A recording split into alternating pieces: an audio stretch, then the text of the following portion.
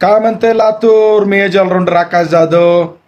लातूर म्हणतंय विलासराव देशमुख यांच्या आठवणी पुसायचं नाही आणि विलासराव देशमुख यांचे सुपुत्र अमित देशमुख यांनी आता इलेक्शनमध्ये मुसंडी मारत विजयी घोडदौड कायम ठेवलेली आहे देशमुखांची.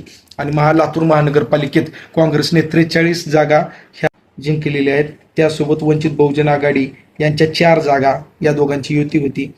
या दोघांच्या मिळून अशा 47 जागा ह्या युतीनं जिंकलेल्या आहेत. काँग्रेसच्या एकट्याच्या 43 आणि वंचितच्या 4, राष्ट्रवादी काँग्रेसची 1 जागा आणि बीजेपीच्या 22. चुकून माझ्याकडे पहिल्या व्हिडिओमध्ये मी 36 जागा सांगितल्या. त्या पहिल्या कलमध्ये जो होता त्यानंतर मी पाहिलं नाही, वेळ मिळाला नाही आणि तसंच व्हिडिओ मी टाकून दिला.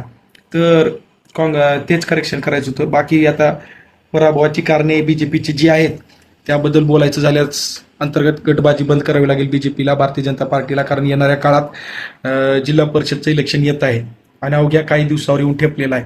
आणि त्यासाठी पुन्हा एकदा कंबर कसून भारतीय जनता पार्टीला या जिल्हा परिषद इलेक्शनमध्ये उतरावं लागेल. आणि काही जण आरोप करत आहेत की संभाजी पाटील निलंगेकर यांना प्रभारी केल्यामुळं लातूरमध्ये पराभव झाला. तर हे संभाजीराव पाटील निलंगेकर ते व्यक्ती आहेत ज्यांनी लातूरला जिल्हा परिषद पहिल्या सुरू भाजपाची आणली 70 वर्षात.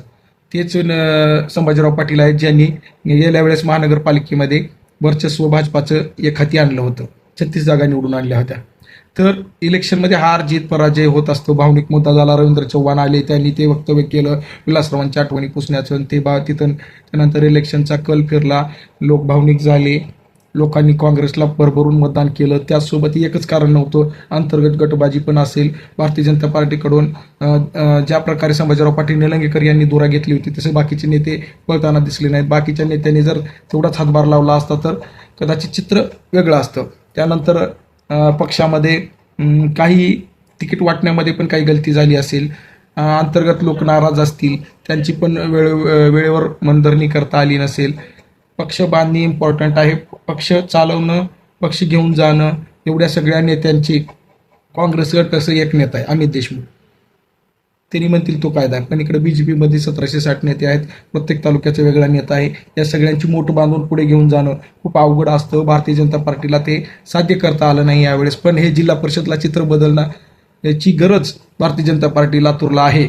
आणि आम्हाला अपेक्षा आहे की भारतीय जनता पार्टी यामध्ये काहीतरी वेगळं जिल्हा परिषदला आपल्याला दाखवेल. आणि काँग्रेसचे जे विजयी उमेदवार आहेत, भारतीय जनता पार्टीचे विजयी उमेदवार आहेत, या सगळ्या राष्ट्रवादी आणि वंचितचे जेवढे विजयी उमेदवार आहेत त्या सगळ्यांना शुभेच्छा निवडून आल्याबद्दल. इलेक्शन संपलं, द्वेष संपला, राजकीय द्वेष